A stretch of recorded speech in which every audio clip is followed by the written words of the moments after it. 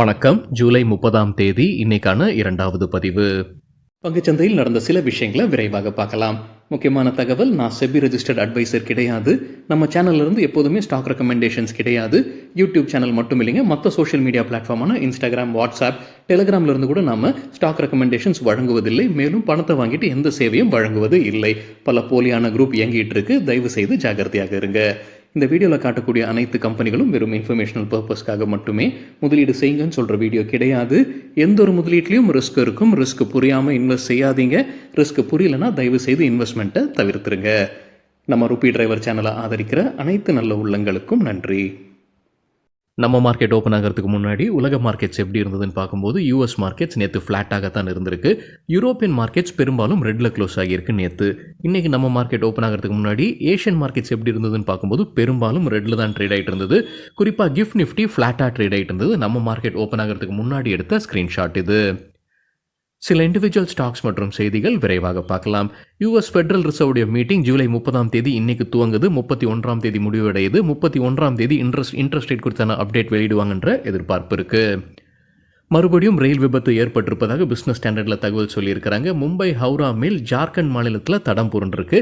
2 பேர் இறந்திருக்கிறாங்க. 20 பேர் காயமடைந்திருப்பதாக பிசினஸ் ஸ்டாண்டர்டில் தகவல் வெளியிட்டிருக்கிறாங்க. விஎல் இன்ஃப்ரா ப்ராஜெக்ட்ஸ் இன்னைக்கு ஐபிஓ முடிஞ்சு லிஸ்ட் ஆகியிருக்கு.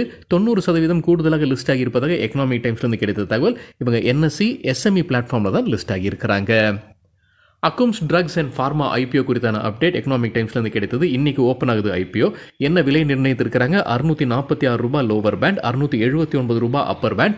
ஒட்டுமொத்தமாக $1857 கோடி வரைக்கும் ஃபண்ட் ரைசிங் பண்ணுவதற்கான முயற்சி. இன்னைக்கு ஜூலை 30ஆம் தேதி ஓப்பன் ஆகுது. ஆகஸ்ட் 1ஆம் தேதி முடிவடையுது.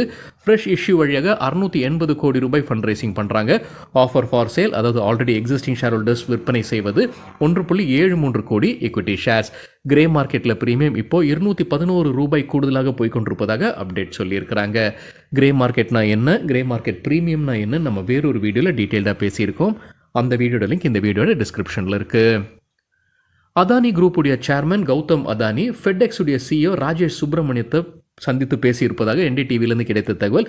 2 நிறுவனங்களும் ஒரு பார்ட்னர்ஷிப்பில் வருவதற்கான வாய்ப்பு இருக்குன்னு சொல்லியிருக்கிறாங்க லாஜிஸ்டிக்ஸ் பிஸ்னஸ்க்காக. அதானி எனர்ஜி குறித்து எக்கனாமிக் டைம்ஸ்லேருந்து கிடைத்த ஒரு தகவல். ஃபண்ட் ரைசிங் பண்ணுறாங்க. இந்த வாரம் அல்லது அடுத்த வாரம் குவாலிஃபைட் இன்ஸ்டிடியூஷனல் பிளேஸ்மெண்ட் வழியாக $1 பில்லியன் ஃபண்ட் ரைசிங் பண்ணுவதற்கான முயற்சி.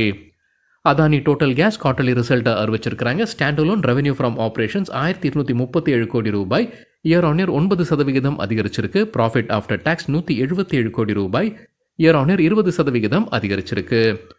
பிஎன்பி ஹவுசிங் குறித்து காலையில் வீடியோவில் நம்ம செய்தி பார்த்துருந்தோம். ஒரு பெரிய டீல் நடக்க இருக்குன்ற செய்தி நம்ம பார்த்துருந்தோம். சிஎன்பிசி டிவி 18 அப்புறம் ஒரு அப்டேட் கொடுத்துருக்காங்க.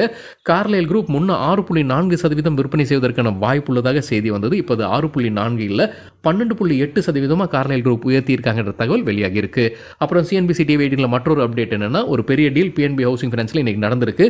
யார் விற்பனை செய்திருக்கிறாங்க, வாங்கியிருக்காங்கன்றது உறுதி செய்யல. சாயங்காலமாக ஸ்டாக் எக்ஸ்சேஞ்சிலிருந்து கிடைப்பதற்கான வாய்ப்பு இருக்கு. கார்லைல் குரூப் விற்பனை செய்திருப்பதற்கான வாய்ப்பு உள்ளதாக சொல்லியிருக்காங்க. 13.1% equity ஷேர்ஸ், அதாவது $2642 கோடி மதிப்பிற்கான ஷேர்ஸ் கைமாறி இருப்பதாக அப்டேட் சொல்லியிருக்கிறாங்க சிஎன்பிசி டிவி 18ல. குவெஸ்ட் கார்ப் குவார்டர்லி ரிசல்ட் அறிவிச்சிருக்கிறாங்க. Revenue $5003 crore, year on year 9%, quarter on quarter 2% அதிகரிச்சிருக்கு. ப்ராஃபிட் ஆஃப்டர் டாக்ஸ் $112 கோடி, இயர் ஆன் இயர் 132% அதிகரிச்சிருக்கு. குவார்டர் ஆன் குவார்டர் 14% அதிகரிச்சிருக்கு. எல்என்டி டெக்னாலஜி சர்வீசஸ் தரப்புல ஒரு அப்டேட் இருக்குது. அவங்க பிஎஸ் டெக்னாலஜியோட ஒரு பார்ட்னர்ஷிப்பில் வராங்க. எதற்காக இந்த பார்ட்னர்ஷிப்? ரயில்வே செக்டரில் சில ப்ராஜெக்ட் செய்வதற்காகத்தான் இந்த பார்ட்னர்ஷிப். இந்தியா மற்றும் ஓவர்சீஸில் இந்த ப்ராஜெக்ட்ஸ் எடுத்து செய்யப்படும்னு சொல்லியிருக்கிறாங்க L&T technology services. Colgate Palmolive India result அறிவிச்சிருக்கிறாங்க. என்டிடிவி ப்ராஃபிட்லேருந்து கிடைத்த தகவல். ப்ராஃபிட் இயர் ஆன் இயர் 33% அதிகரிச்சிருக்கு. எண்ணிக்கை $364 கோடி. ப்ளூம்பர்க் எதிர்பார்த்தது $331 கோடி. Revenue year on year compare பண்ணும்போது 13% அதிகரிச்சிருக்கு. எண்ணிக்கை $1497 கோடி. ப்ளூம்பர்க் எதிர்பார்த்தது $1429 கோடி. அதானி வில்மர் கம்பெனிக்கு ஸ்டாக்ஸ் பாக்ஸ் பை ரேட்டிங் கொடுத்துருக்காங்க. எதிர்பார்க்குற டார்கெட் 410, ஸ்டாப் லாஸ் 315. நேற்று க்ளோசிங்லேருந்து ஒப்பிட்டு பார்க்கும்போது 19% அதிகரிப்பதற்கான வாய்ப்பு இருக்குது. டிஎல்எஃப்க்கு ஸ்டாக்ஸ் பாக்ஸ் பை ரேட்டிங் கொடுத்துருக்காங்க. எதிர்பார்க்குற டார்கெட் 968, ஸ்டாப் லாஸ் 830. ஃபைசர் குறித்து சிஎன்பிசி டிவி 18லேருந்து கிடைத்த தகவல். உங்களுடைய Q1 ரிசல்ட்ஸ். நெட் ப்ராஃபிட் 61% அதிகரிச்சிருக்கு. இயர் ஆன் இயர் கம்பேரிசனில் $151 கோடி. ரெவென்யூ 6% அதிகரிச்சிருக்கு. $563 கோடி. பாரத் எலக்ட்ரானிக்ஸோட ரேட்டிங்கை யூபிஎஸ் கீழே இறக்கி இருக்கிறாங்க, டவுன் கிரேட் பண்ணியிருக்காங்க. பைலேருந்து நியூட்ரலாக கொண்டு வந்திருக்காங்க. எதிர்பார்க்குற டார்கெட் ப்ரைஸ் உயர்த்தி இருக்கிறாங்க. முன்ன சொன்னது 333, இப்போ சொல்லியிருப்பது 340. கொடுத்துருக்கிற கால அளவு 12 மாதங்கள். நேற்று க்ளோசிங்லேருந்து ஒப்பிட்டு பார்க்கும்போது 6% அதிகரிப்பதற்கான வாய்ப்பு இருக்குது. மாருதி சுசுகி அவங்களுடைய குவார்ட்டர்லி ரிசல்ட்டை நாளைக்கு வெளியிட இருக்கிறாங்க. அதற்கு முன்னாடி பிஸ்னஸ் ஸ்டாண்டர்டில் ஒரு முன்னோட்டம் கொடுத்துருக்காங்க. என்ன எதிர்பார்க்கலாம்? ப்ராஃபிட் எதிர்பார்ப்பது இயர் ஆன் இயர் 37% அதிகரிக்கும்னு, ரெவென்யூ 9% அதிகரிப்பதற்கான வாய்ப்பு இருக்குன்னு கருதுறாங்க அந்த பிஸ்னஸ் ஸ்டாண்டர்ட் செய்தியில். புரோக்கிங் கம்பெனி ஸ்டாக் ரெக்கமெண்டேஷன்ஸ் கொடுத்துருக்காங்க. எக்கனாமிக் டைம்ஸ்லேருந்து கிடைத்தது. பொனன்சா போர்ட்ஃபோலியோட ரெக்கமெண்டேஷன்ஸில் குஜராத் கேஸுக்கு buy rating target 690, stop loss 650. KNR கன்ஸ்ட்ரக்ஷன்ஸ்க்கு பை ரேட்டிங் எதிர்பார்க்குற டார்கெட் 410, ஸ்டாப் லாஸ் 375.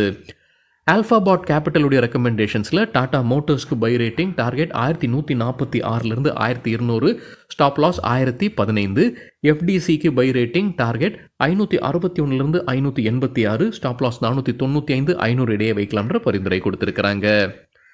அத்திசை லிமிடெட் இன்றைக்கி நல்லா பர்ஃபார்ம் பண்ணியிருக்காங்க. 2% அப்பர் சர்க்கியூட்டை எட்டியிருக்கு. கம்பெனி தரப்பு அப்டேட்டும் இருக்குது.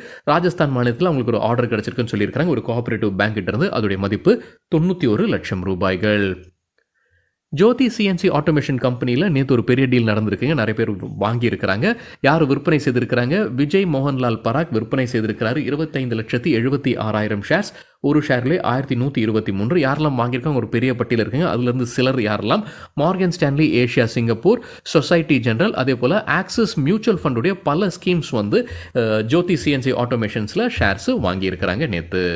ரிசல்ட் அறிவித்த சில கம்பெனிகள் இன்றைக்கி எப்படி பர்ஃபார்ம் பண்ணியிருக்கிறாங்க? காலையில் 11 மணி அளவில் எடுக்கப்பட்ட டேட்டா. கால்கேட் பாமலிவ் 7% அதிகரித்தது இன்ட்ராடேல. ஹெச்பிசிஎல் வாலட்டைலாக இருந்திருக்கு, 3% நெகட்டிவ், பிறகு 5% பாசிட்டிவ். ஏசிசி 3% வீழ்ச்சியை பார்த்துருக்கு. பாரத் எலக்ட்ரானிக்ஸ் 2% அதிகரித்தது.